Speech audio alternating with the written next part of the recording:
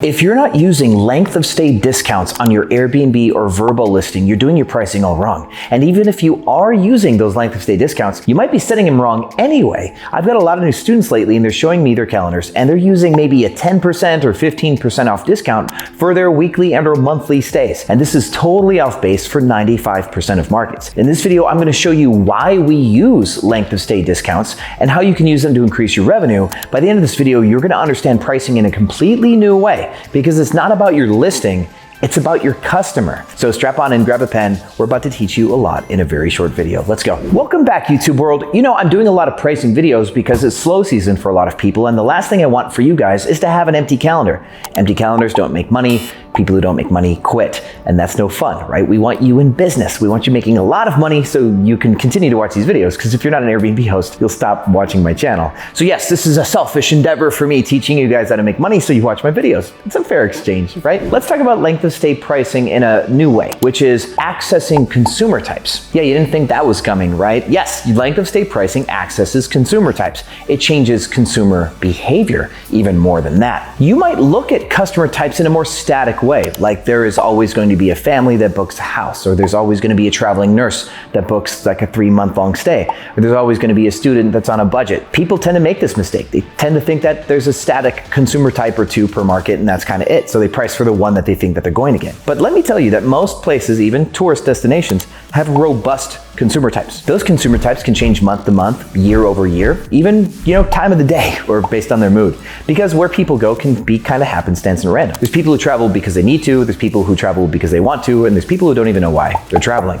So when we set pricing, we are trying to price for as many customers as we possibly can get our hands on just in case. The reason why you should really consider this is because you're not a hotel. And there's a clear difference between how you get booked and how a hotel gets booked. When a hotel goes and markets their property, they've got about 150 of the same product, right? 150 doors. Some are double queens, some are kings. Who knows? They might even have some super sick penthouse suites like the ones that the Cosmo has been giving me for free because they play way too much craps. Could happen, but most of them are the same. Now, the thing that they can do is they can blast marketing and ad spend all over the world to try to start capturing customers. And if they accidentally reach too many customers, it's okay. They can overbook because there's a flake rate. People cancel their bookings. So they can actually book 115% of occupancy for any day and expect some people to cancel anyway.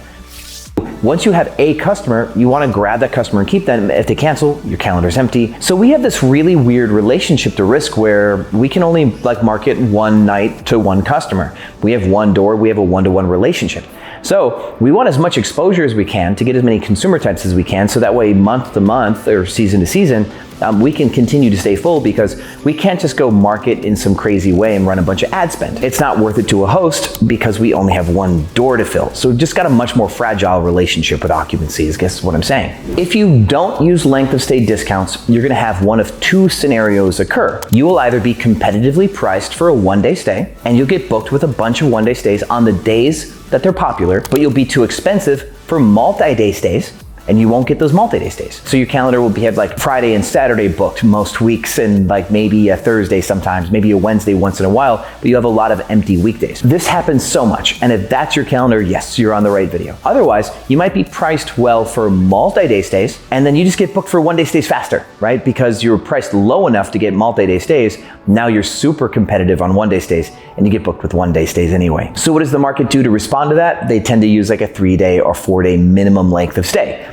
I want 4-day stays, so I'm gonna set this price and require a 4-day stay or longer. What that does though is it takes away your options now, doesn't it? Let's talk about the dynamics of price and margin and profitability on length of stays. And let's look at the long-term rental market as a way to explain this to you. The place that I'm standing in right now is about $11,500 a month for this penthouse. The place I'm moving to in a couple weeks is $15,000 a month for that penthouse. Because the lease is a year long, that's the price. But since I furnished this place, and if I provide it by the month or by the night, I've gotten paid $4,000 for an evening for this place because it was one evening. Now that $4,000 per day rate's probably not gonna stick if I was going to sell this by the month. This $12,000 per month penthouse apartment couldn't fetch $120,000 per month at $4,000 a night. Now I might be able to get say $30,000 or $28,000 a month, possibly, maybe only $20,000 a month, depending on what the market's going to fetch season to season. So with this concept, you will make more total profit on a longer stay. On a week-long stay or month-long stay or a year-long stay, you'll make more total profit on that one transaction. But on 1 night or 2 night stays, you'll make more percentage margin, which means if you stay 100% occupied with 1 night or 2 night stays, you'll actually at the end of the year make more money that way. The trade-off here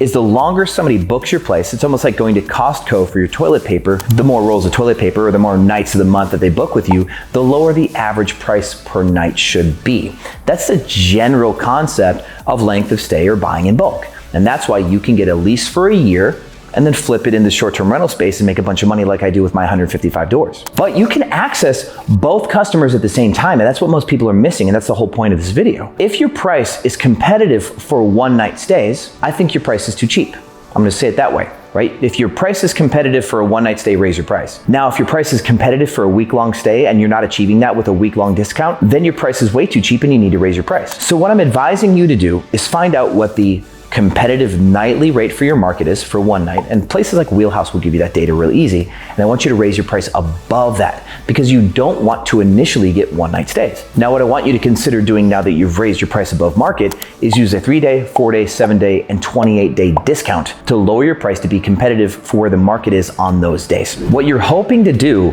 is get your first bookings for your calendar. Like when your calendar is wide open, what you're hoping to do is get 4-day long stays or longer to start to fill up your calendar more days booked with less total reservations. And in slow season, this is especially more important because slow season might have half the total customers. If you get half the number of customers per month, you need them to book twice as long to get the same amount of occupancy. Make sense? And the reason why we want to be priced above market for a 1 night stay is if somebody does book with you for 1 night, that's going to compromise your calendar and make it harder for a 3-day or 4-long stay to get booked. Because of this, you'll have to drop your rates on some days. Even if your prices were completely normal for a 4-night stay, not doing any of the magic tricks I'm teaching you right now, but let's say somebody would book 4 nights for $200, $50 a night. Well, because there are now less combinations of 4-night stays, if somebody books 1 day in the middle of the month, you won't get as many 4-night stays because you won't get as much traffic. Because that 1 night stay is booked in the middle of the month, you might have to drop those dates near the 1 night stay down to $35 per night or $40 per night to be able to start picking up those extra bookings around it. In this case, we're gonna raise our prices. In your market where a 4-night stay might go for $50 a night, a 1 night stay probably will go for, say, $65 a night. And for that reason, you should price your listing at $75 a night. So if somebody does book a 1 night stay at $75, you've now got $25 of extra revenue from that single night that you can use to discount the days next to it. So you could drop the other days $10 each. You have the 50, 50, 50, and the days immediately next to the 1 night stay, you drop to 40 each, which means the next person to book a 4-night stay, booking that day adjacent to that 1 day reservation, they'd get it for $190, a good 5% discount. Now, I have done a previous video about rule sets and adjacency. Watch that video if you haven't had a chance to watch it because that'll really deep dive on this concept. And to circle the wagon back to the whole point of this, there is a customer that'll pay $65 for a single night stay. That's one customer type. There is a customer that'll pay $50 a night for a 4-night stay. That's a different customer type. If you were listed at $50 a night, the customer that would pay $65 for one might actually find your listing and book one of those nights first. Otherwise, that customer will pay $50 a night and get booked. But now you can get a fair price for both by charging $65 for 1 night and giving $15 off, just over 25% discount for a 4-night stay. This can be done on Airbnb using Pro Tools. Once you have Pro Tools, you can do a 3-day or 4-day discount. This type of pricing strategy on Vrbo can't be done for a 4-night, but you can do it for a week-long stay. The inability to do a 4-night discount on Vrbo does drastically change our pricing strategy on Vrbo. I will be doing a masterclass on how to use Wheelhouse, do automated pricing with Wheelhouse, and how to distribute 2 separate pricing strategies to either Airbnb or Vrbo at the same time. I'm gonna teach you how to do that in a future masterclass. Stay tuned for some tickets for that. So big picture view, if you do your pricing strategy like me, we've got a really expensive 1-night rate that we don't plan to get booked for, but we've got a pretty juicy 3-night stay. We have a highly attractive 4-night discount, and then our weekly and monthly discounts are priced based on what we think the market will fetch for those as well. We actually take a different mental approach to setting our 7-day and our 28-day discounts because that's based on more like midterm stay dynamics for a market. But we set our nightly rate and our 3 and 4-day discounts based on overpricing and then reaching a competitive market for our 3 and 4-day stays. Once we start getting bookings across the calendar, we start dropping our rates a bunch, which means now we will start getting some 1-night stays where we drop our rates. Now, when we go to super last minute prices, we will gobble up any remainder of our calendar with super cheap one night stays, and we use the rule sets that I teach you in that previous video to make sure that people don't accidentally get a 3-day or 4-day discount when we're already giving them all the discounts that we want to give them. So your listing is now prepared for the travel nurse that gets monthly stays. She'll pay the full rate that she should. You can get that customer. But you also get the person who's coming in for a couple weeks for a contract. You can get the full rate for that one too, because the market fetches different rates for these types of travelers. You can then also get the 4-day, 5-day long stay, maybe family coming in for like a short work trip or coming to visit a family member. You can get that too.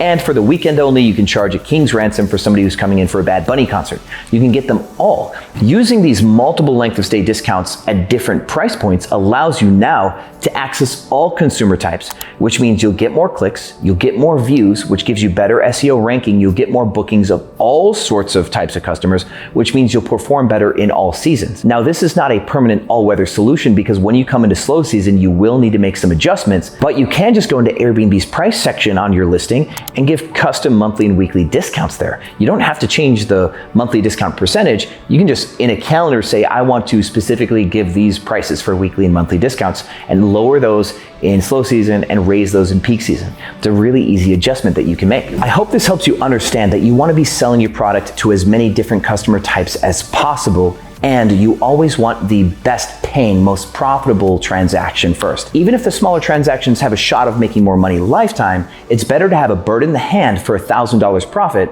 than keep that bird in the bush and take 2 for $200 profit. Even if you have more days left available, it's still harder to get those remaining days booked. Look at it this way. Hopefully this will help you get through slow season. If you have any questions, put them in the comments as per usual. And thanks guys. I'll see you on the other side.